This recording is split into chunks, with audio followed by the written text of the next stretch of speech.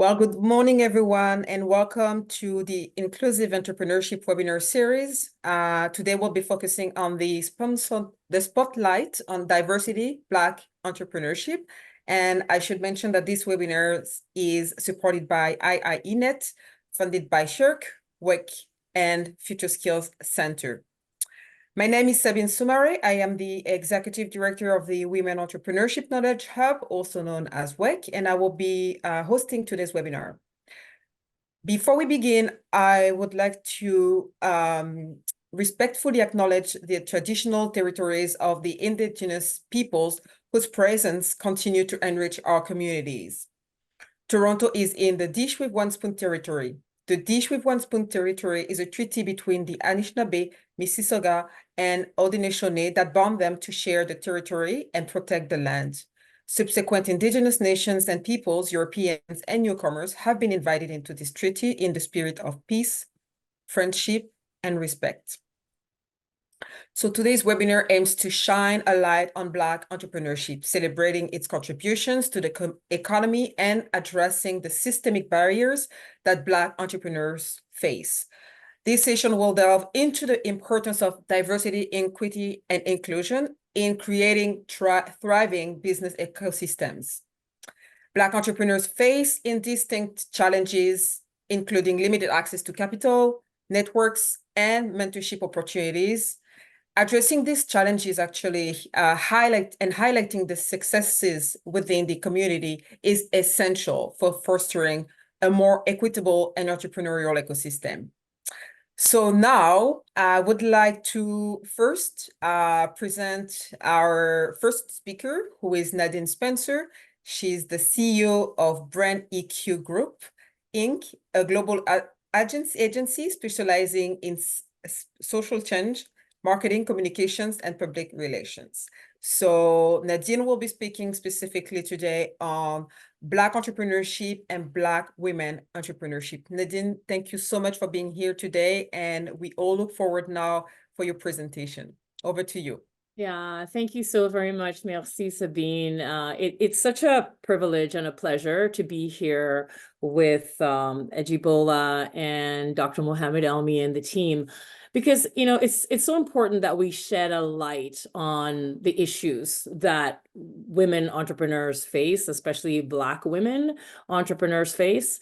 And because it's only when we shed a light that we can look at what the solutions and the outcomes will be for us in this space. And, also, I think as we look to solve the issues for this particular sector, others will glean and learn from it as well. And others can also participate in the knowledge transfer. So this conversation today really holds, immense significance for me as a Black woman entrepreneur, because I started my business when I was 12 years old, and it is through working with individuals and lights being spotlighted on the issue that I am able to have built the business that I did, and that I continue to build the business that I'm building, because as we know, scalability is a huge factor in business growth, and so these conversations are very, very important. As an entrepreneur, I remembered in many of my businesses, I wouldn't eat until I had a first sale. You know that? That was a little game I played with myself. And I was very skinny back then, okay? Because if my eating depended on the first sale took a long time, many times to have happen. But it just goes to show, where we start from. And so when we talk about the key challenges faced by Black entrepreneurs and, and how do we overcome it? Sabine, you mentioned the lack of access to capital. The lack of access to capital is so critically challenging. I remembered when I had a product that made it to the Oprah list, right? And everybody thinks, wow, you have a product that made it to the Oprah list, you're going to retire the next day. It doesn't work like that. That's really how I got into my marketing business, because I had hired an agency and I just didn't have the money to pay to pull it all together. And I remembered we were in the Food and Drink magazine. For any of you who knows Food and Drink magazine, if you own a food company, to get into that magazine is the holy grail. So we got a full page editorial. And I remembered when we sent the image to the LCBO magazine production people, I didn't have enough product because I didn't have the money to pay the production people to to produce the product so I would have enough. So I essentially made the product at home, filled the bottle. I remember the bottle wasn't full, and my husband says, put an egg in the bottle so the product could reach to the top so they could get the photography done. And we did that. And, then we made full page editorial, and then we got into all the big stores. So those are some of the challenges. Like, we didn't have money for the production of the product. We didn't have money to do all the marketing to get it out there. And even when we made it to the Oprah list, guess what? We didn't have the money for the scalability of the product, because then we were at the Fancy Food Show in New York. We made the Oprah list with her chef, Art Smith. And then we had all these orders, and then I had to produce. And the kitchen said, well, you have no track record, you've never produced before, and we need a deposit. And we didn't even have the deposit to fill the purchase orders. And so we took the purchase orders to the bank.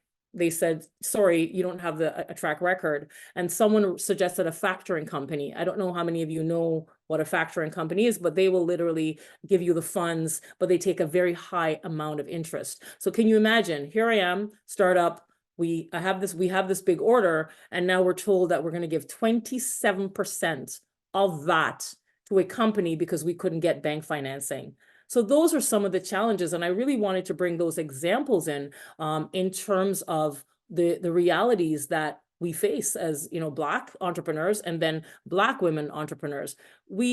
That challenge is immense. And, for instance, the data from the State of Women Entrepreneurs, the report that was revealed just recently, it shows that only 2.1% of all business owners in Canada are Black entrepreneurs. And they often struggle to secure funding. They say venture funding is what, 2% for women? What is that specifically for Black women? So Mohamed, that's maybe, I don't know if that data even is available for the venture funding for Black women, but I know for women, I think it's 2.1%, right? And so overcoming these challenges, it truly requires a targeted effort to increase access to capital. So what does that mean? So as organizations, as banks, as financial institutions, what can we do? When you hear the story, and Nadine's story isn't specific just to Nadine, I've spoken to entrepreneurs across the country through our Boss Women program, through the Rise Up Pitch competition. They all have similar stories in terms of barriers that they face, and capital, number one. And then we talk about access to networks. So what does that mean? One of the privilege and the benefits I have now in my business, I'll have an issue and I'll call someone up. And they'll say, hey, Nadine, you should see so-and-so. I was at a meeting the other day. We're launching a new initiative, and I met with a leading industry expert in that field through the connections that I have. And he was able to say, let me introduce you to this person and to that person and to that person. So within 5 minutes of that meeting, I had 3 people introduced to me that could drive my business forward. But guess what? When I really needed this, when I started 25 years ago, that was not available. I literally had to beg my way through, forge that path in terms of the network abilities. And so I really love programs, this conversation. I love programs like Capital Skills, like the Boss Women Entrepreneurship program, like Sedulous Women, because we have individuals in a space that's literally opening their Rolodex or opening their contact list to say, this is who you can speak to. And we need more and more of that. And, I know that, some FIs have programs as well, but those programs have to be truly intentional about how we open up our spaces to accommodate these unique challenges that women and Black women entrepreneurs face. And then when I look at other challenges, we talk about systemic biases and structural barriers, which also hinder the progress of Black entrepreneurs. Research shows that Black entrepreneurs encounter gendered stereotypes, assumptions, systemic biases in the entrepreneurial ecosystem. So you can imagine, as you're building your business, then you're faced with what we imagine a leader or a successful leader is in a business. And if you Google it and you search women on, you search leaders or successful business leaders, you're not getting a lot of women that's showing up. And we're certainly not getting a lot of diverse women or Black women in those spaces. So, again, that is, another barrier that we face. And, you know, it really does need systemic changes in that areas, including, you know, implementing diversity and inclusion initiatives, looking at and addressing unconscious biases in funding decisions, and also providing mentorship and support, tailored programs essentially to the needs of Black entrepreneurs. When we look at language in certain instances, you know, as we in HR hiring policies and even in banking, you know, it's more leaning towards a male focused. I was at a meeting the other day and the gentleman was saying, I have a guy that can do this, but I've never heard that, you know, I have a woman. Have you all heard, you know, I got a guy that can do this, or I have a guy that I can send you to? Why isn't the conversation,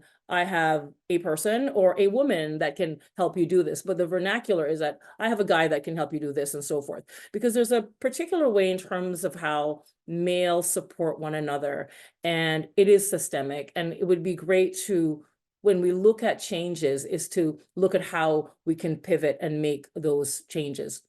However, I do want to state that despite these challenges, there are inspiring stories. I hear them across the country of Black entrepreneurs that have, you know, we have overcome the adversity. We've overcome the stereotypes. We're still fighting. And, you know, we've achieved remarkable successes in many areas. I draw on a woman that I met through the Rise Up Pitch competition. She was also in our Boss Woman program, and she talked about how she started her business in her apartment. She said, you know, my son had this issue. I created this product. I was in my apartment and I started this business. I had to use my credit card. And we know that when we're using our credit cards to fund our businesses, we know the interest on that. Huge challenge. I would love to see a world where women, Black women, didn't have to use our credit cards to fund our business. I leveraged my house when I was building my product. But despite all those challenges, you know, I myself, you know, I'm in an industry that I've achieved, you know, a level of success, and I continue to. And of course, the harder I climb, it's still challenging. I still, you know, run into different challenges, but, you know, people would say you're on your way. And I reach back and I mentor other people in the space. But this one woman, she was able to move out of her apartment. She now has a facility that she is producing her product in. She still hasn't gotten venture funding for her company, but because of initiatives like this, she's building her business foundation in order to achieve that. So that for me is very positive. I think that, you know, we are in International Women's Month, and when I look at what the future could be for Black women entrepreneurs based on the data that we see and the spotlights that we're putting on these issues, and dialogue and conversations like this that looks at the problem, but not only that, we look at what are the solutions out there for advancing and helping Black women entrepreneurs, then they can now look to, you know, seeing individuals like myself, like Ejibola, in terms of see it, be it, because if I can do it, you can do it as well. And, you know, what I want to see is more initiatives like that. As we tell the story for success in this space, is that, you know, the younger Nadines and the younger Ejibolas and all those individuals that's starting out can look to say, they've done it, I can do it. And not only that, but to say, you know, how did you do it? You know, Ejibola, how did you get your gift cards into those stores? Nadine, how did you get your product on the Oprah list? How did you do that? And then we can also, navigate that path, hopefully to make it easier for others as we come through. But my last point that I do want to point out is I'm taking the ICD course. And, you know, this is not about championing taking the ICD course. As an entrepreneur, I look to board training because it's really helped to advance my leadership. That's why initiatives like the 50-30 challenge, I think it's such a great initiative because, you know, to imagine that we're looking to have 50% of gender equity on boards and 30% in equity seeking individuals in leadership positions. What I love about that is that being on a board made me a better entrepreneur. It really did, because I understood that, listen, lady, you can't just, you know, show up and tell people about you're passionate about your product and, you know, you want to, you know, have gourmet sauces in people's kitchens, or you want to have marketing campaigns. It really quantified what my objective was and what we wanted to achieve. And those are some of the things that we want women entrepreneurs to know, like, how are we moving the needle forward? How are we solving people's issues? So those are some of the things. And how are we being fiscally responsible? How are we looking at our numbers? And how are we measuring our success through those numbers? And so I'm taking this ICD course, but one of the things they asked in the application is that, what do you hope to get out of this course? And how do we support you in 6 months to ensure that your objectives are being met and that we're meeting our objectives in terms of what you want to get out of this course? And then they said, a year from now, how will you be using this learning from this course in your various initiatives? So wouldn't this be great for, as we support women entrepreneurs with their business plan, is to sort of circle back to say, a year from now, Ejibola, you're now going to have your products all across Nordstrom stores, right? What does this mean? How are we going to look at those numbers? Because when Ejibola has all of her products in Nordstrom stores, she's able to scale up and hire a diverse workforce to bring those products to life. And I think that those are some of the supports that we want to look at, because then we're able to quantify them, measure them, and then when there are gaps, is to look at where those gaps are and what supports are needed as we build a future economy of awesome Black entrepreneurs and Black women entrepreneurs. And I cite the example of the women who developed the vaccine during COVID. We all know that there were different vaccines, but imagine if we did not give that opportunity to that Black woman, we would have been short one critical item to get us through that crisis, the COVID crisis. And so any case for supporting Black women entrepreneurs is a dynamic one. And I would just love to see that entrenched into all policy. Wow. Thank you so much, Nadine. As always, you shared a lot, not just about your story, but also about the data. And I think it's important to mention these, but also the resources available. So I hope the team will share all the resources that you shared with the group today, but we'll make sure that they have access to it. So thank you for your time, for your wisdom. And yes, you've mentioned that access to capital networks are the barriers, but now we need to see what can be done to change the narrative. So, and I'm sure, Nadine, you will be also part of this solution with us. Absolutely. Yeah. So keep doing the great work you do. So now I would like to, so you've been talking about Ejibola. You took her as an example many times, so that's a perfect segue. I'd like to present our next speaker, who will be presenting on Black entrepreneurship and Black immigrant entrepreneurship. So Ejibola Adetokunbo Taiwo is a proud Black entrepreneur, an entrepreneurship consultant, a business coach, and a women entrepreneur advocate. So Ejibola, over to you. Thank you so much, Sabine, for the introduction. And Nadine, that was a great presentation there. You've said it all. And I'm truly excited to be here today with everyone on this panel to have this conversation. It's a very interesting discussion, one that needs to be said. And as an entrepreneur myself, I can say it's not a walk in the park. It takes a lot to start and grow a business. It's one thing to have an idea. It's another thing to bring that idea to life and also to scale that brand that you are building on. There are a lot of challenges. I've gone through that myself. And I want to say that challenges like that made me to start the Sedulous Women Leaders, because I wasn't seeing, I'm based here in Grand Prairie, Alberta, and I wasn't seeing the kind of organization that I could get the support from. And while still working at the bank, as a banker, I couldn't even get a loan for myself. That was how bad it was. Even though I knew how to develop business plans for people, help people in their business structure. And I didn't even see women like myself coming to the bank to get loans, to get financial advice. And I was wondering what was going on, you know? And when I had that situation of not being able to get a loan for my business, I knew there was something wrong and I needed to step into the field to take action. And Sedulous started that way. It started because I wanted solutions for myself. I wanted to know what was going on and how I could solve some problems. And with that, I thought holding the hands of other women along would benefit the economy itself. Immigrant entrepreneurs, whichever way they want to call themselves, whether Black, women of color,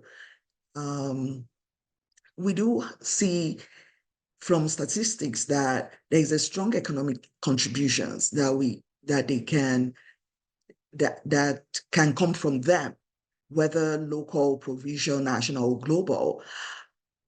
But when we look at the numbers, there is a huge gap that still persists, and a lot of work is being done by several organizations across the board. We see the Face Coalition, we see BBPA, Black Chambers of Commerce, DMZ, Foodpreneur, the Sedulous Women. We are working hard to make sure that the challenges and the barriers that we see can be minimized. But we still have a long way to go, considering the fact that the numbers of people coming into Canada that are being reported as being immigrants, Black, is over 1.5 million. And that's like 4.3 of the Canadian population. So that's huge. And almost 60% of these numbers are born outside of Canada. While 23, I'm looking at the numbers from the Women Entrepreneurship Knowledge Hub here. So, and we've got like 23% of them that came since 2016. 32.6 represents that Black population that were born in Africa, and 21 from the Caribbean and Bermuda. And their mother tongue is English and French.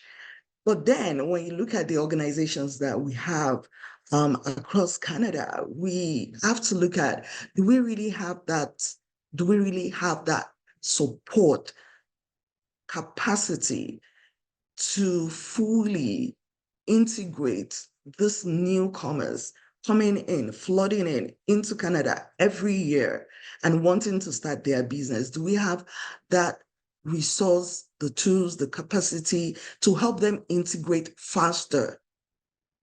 And also the language barriers.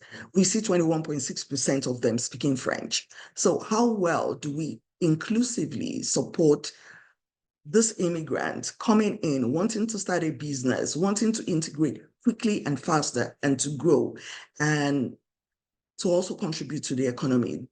How well do we have that support, even from policymakers, from government, from the government? A lot has been done. I wouldn't put that aside, but there's still so much that we can do. Accelerating women entrepreneurship, immigrant entrepreneurship is so important. It's an important source of economic development. It's not just an important thing to do. It's a wise thing. It's actually a wise thing to do. When women start businesses, they create jobs for others, they increase their household income, they invest back into the economy, and they increase tax revenue. I can confidently say that when I started my business, it was that tough that I wanted so much to penetrate into the big box stores, because that was where I felt there was huge traffic that could drive more money into my own bank account, because I had loans, I'd used my line of credit, I've used my credit cards, and I wanted to find a way to sustain those funding that are taken out. It was not easy in servicing these loans and line of credit that are taken out. But then what do I do with all this inventory sitting in my basement? I had to create a way to penetrate quickly into the big box stores.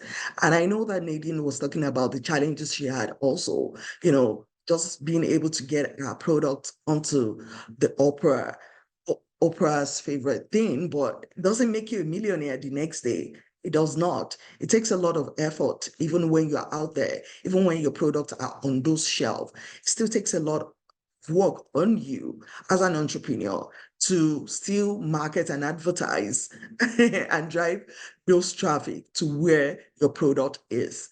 So another thing that helped me growing my business also is community, networking, mentorship. This plays a huge role in anybody's success as an entrepreneur, immigrant entrepreneur, because it gives you that safe space that you can grow and embrace your whole self. And that is the kind of representation that we really want to see, because you can become what you don't see.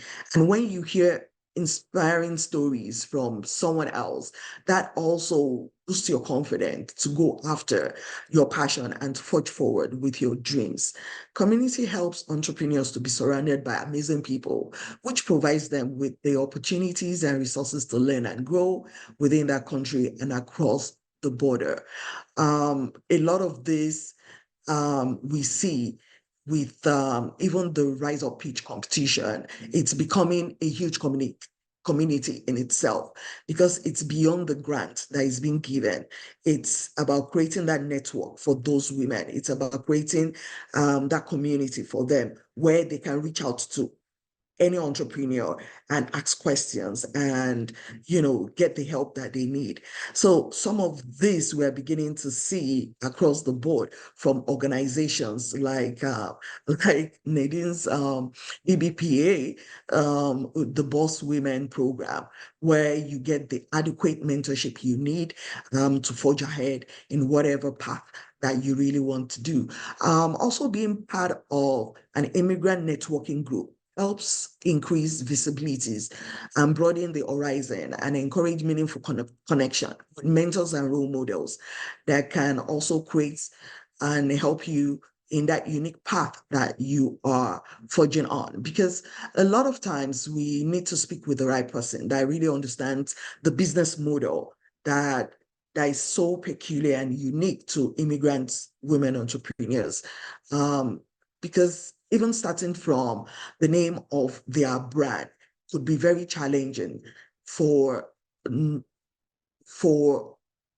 anyone to truly understand instantly what that brand is all about. So being connected with the right source, with the right mentorship group that would understand straight from your business name what you're all about, boost the confidence of these entrepreneurs to be assured that their brand can even succeed in Canada.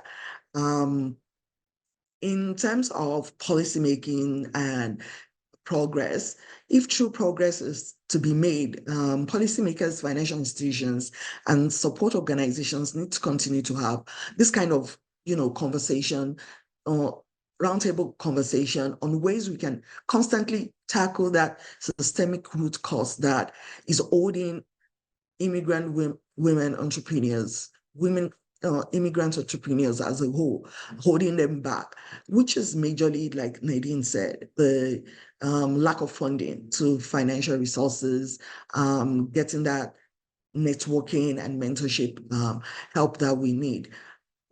There's still a lot that needs to be done.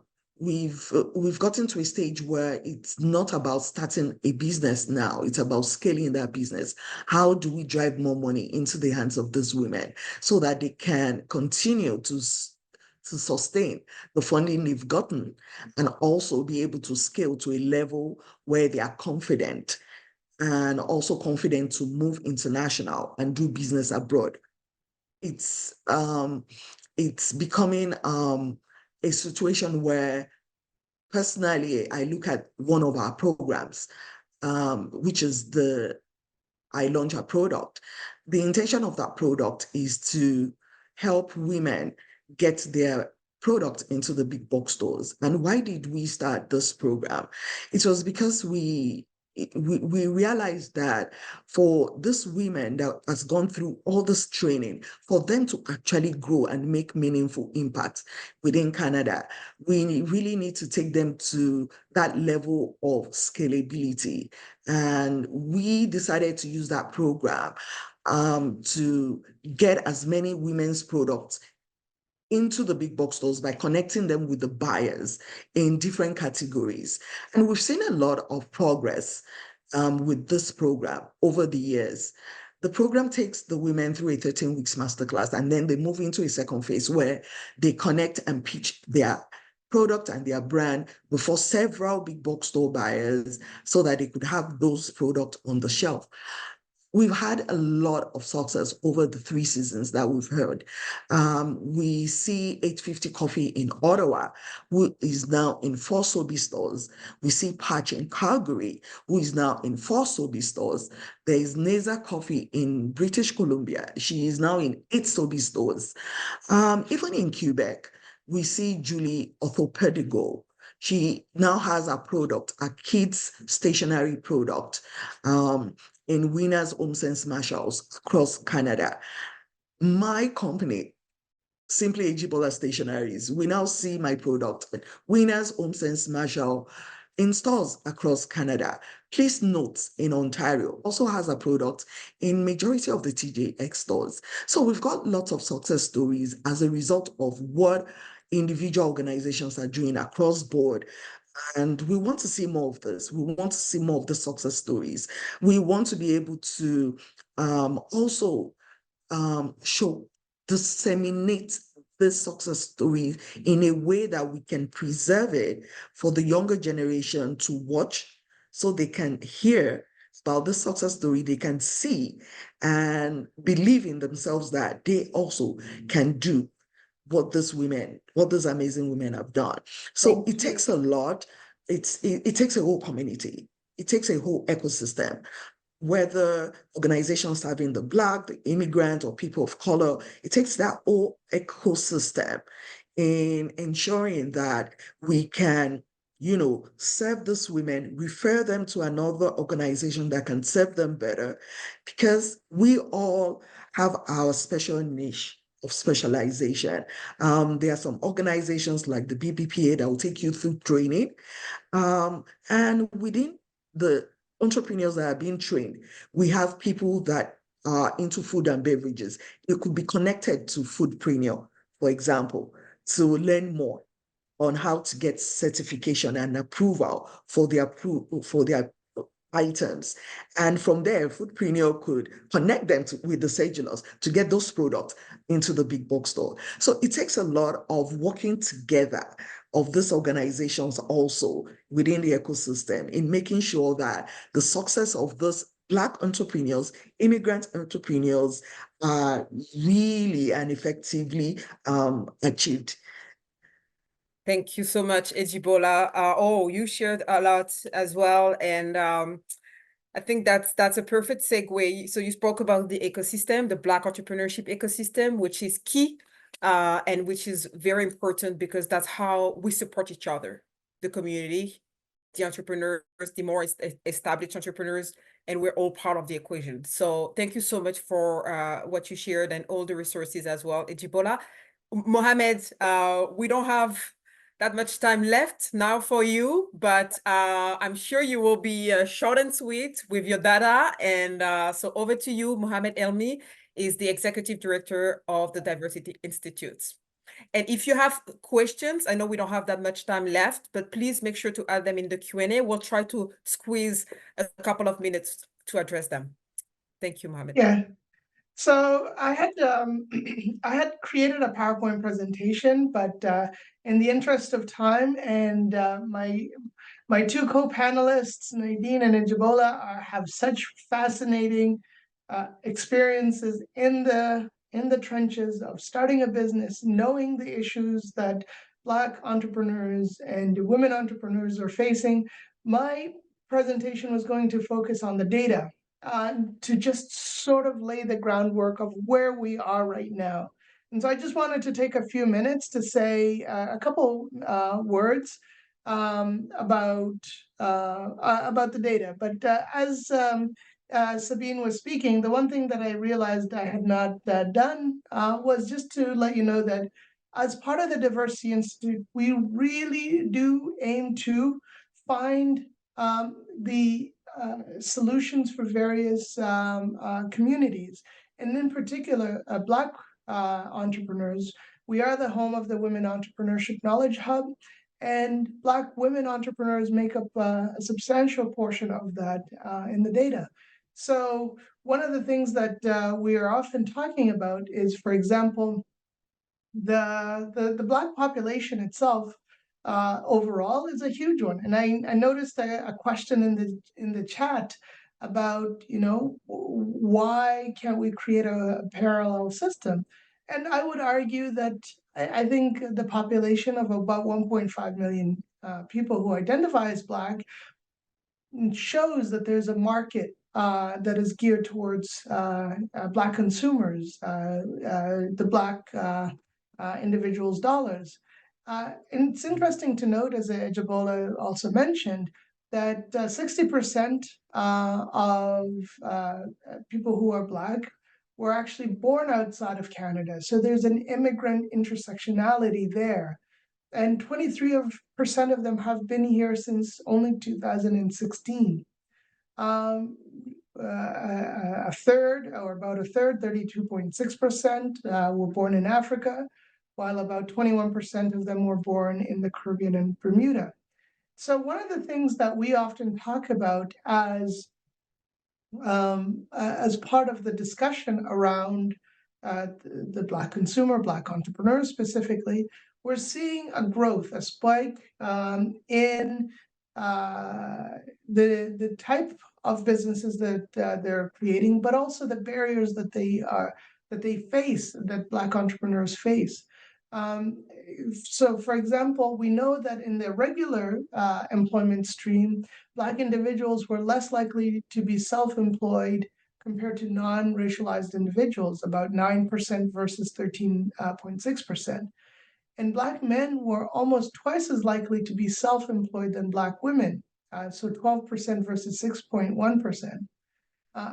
Black entrepreneurs face challenges of accessing to financing, as Nadine mentioned at the top of the presentation, gaining credibility for their services. So Ejibola highlighted some of the success stories about placing products in national retail stores. In a survey of about 342 Black business owners in Canada, that study found that 82% reported financing as their business through personal savings or credit cards. So financing is a key barrier. And as you may know in your personal lives, that consumer credit cards have a very high interest rate and restrictive payment processes. So if 82% of Black entrepreneurs are saying that they're relying on their on credit cards with exorbitant high interest rates, that is cutting into their profitability, their ability to market, their ability to expand, hire, etc. And only 19% reported trusting banks. And on the other side, banks have been consistently to be found to be barriers to Black entrepreneurs. In a study that the Diversity Institute, in collaboration with Black Business and Professional Association, among others, and the Sedulous Women, we, of 700 Black women entrepreneurs, revealed that they tend to operate in major cities, have few employees, and have newer businesses, and earn less than $100,000 a year. So when we are talking about Black-owned businesses compared to immigrants, we notice that Black-owned businesses tend to be run by immigrants, and that's because the population now is dominated more with newcomers, but also immigrants in particular. But there's resilience of Black entrepreneurs in overcoming some of these challenges, funding, financing, capital. 75% said they only needed about $10,000 to support their business. So $10,000 compared to a year's worth of sales is not that much. So the barrier is relatively low, and this points to policymakers, to bank, financial institutions, investors. In order for Black entrepreneurs to succeed, or at least 75%, $10,000 mark would be a big game changer for them. About 22% were more likely to report being very optimistic about the future outlook over the next 12 months in a study of last year, 2023, compared to all businesses in the Canadian economy. So I just wanted to highlight that, knowing that I'm a little bit over time, but I do want to just conclude by saying that at the Diversity Institute and the Women Entrepreneurship Knowledge Hub, we find that the way forward is a systems approach where, yes, there is an individual can get the training, build up their capital, but organizations and other banks and financial institutions need to remove as many of those barriers as possible. But society also needs to redefine what an entrepreneur is, and willing to put money behind those removing as many barriers as possible, allowing access, going to where the entrepreneurs are. So with that, I'd like to just thank you for attending the talk, and I'll turn it over back to you, Sabine. Thank you, Mohamed. Yes, we are a little bit over time, but I realize that people are still here. So thank you so much for your patience and for tuning in this morning. Thank you to the speakers as well for these great presentations, highlights, insights, resources. And like I said, we'll make sure to share what we have with you, and also probably a few reports that has been mentioned during this talk. One thing that I would say as well before I let you go, I would like to mention that the next webinar in this series will be a spotlight on diversity, Indigenous entrepreneurship, and it will take place online on March 28th. So make sure to register. And on that note, thank you everyone, and have a great rest of your day.